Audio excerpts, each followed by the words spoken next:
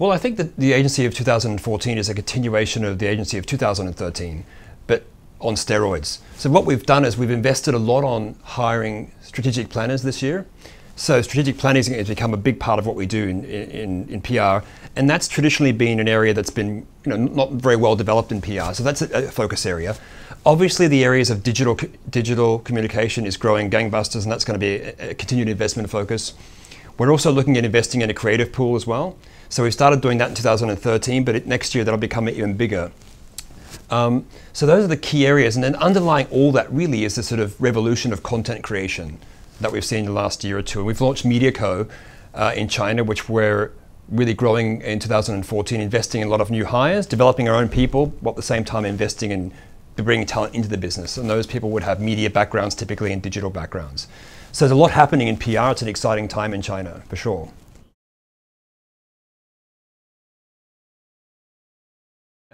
So I mean, there's two ways we foster talent at Weber Shandwick. So we foster our own talent internally. So there are new pathways for career development. So those could be client-facing, those could be digital, those could be very much on the strategy side or client management.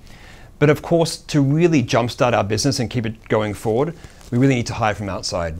And where we're hiring now is we're hiring people from media backgrounds.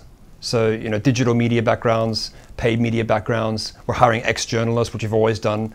We're hiring people from advertising agencies on the creative side and planning side. So it's really an exciting time. 5 years, 3 years, 2 years ago in PR, these roles didn't exist. So I think it's a very exciting time to get into PR and actually be part of something that's brand new. We're kind of building things as we go. There's no roadmap for this. So we're actually seeing exciting growth, but at the same time, exciting growth in our talent as well.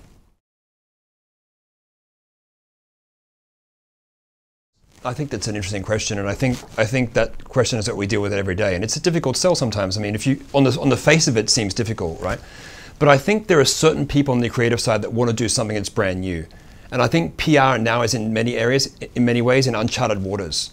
And for somebody who's an entrepreneurial creative person, that is very interesting. Everyone knows that the creative people have typically lived inside advertising agencies, but I think that is changing. We've seen it with our practice in the US, where we've actually recently, in the last year or two, hired several creative directors into our business that's really transformed the business. I see that happening in China.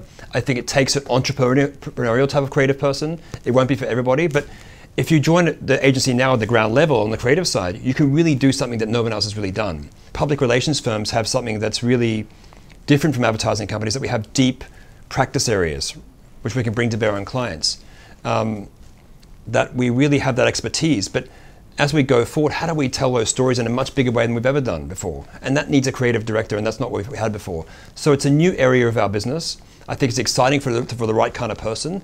And I do believe that it'll catch up very quickly in China, and I think in the next year or two we'll have a very big creative department.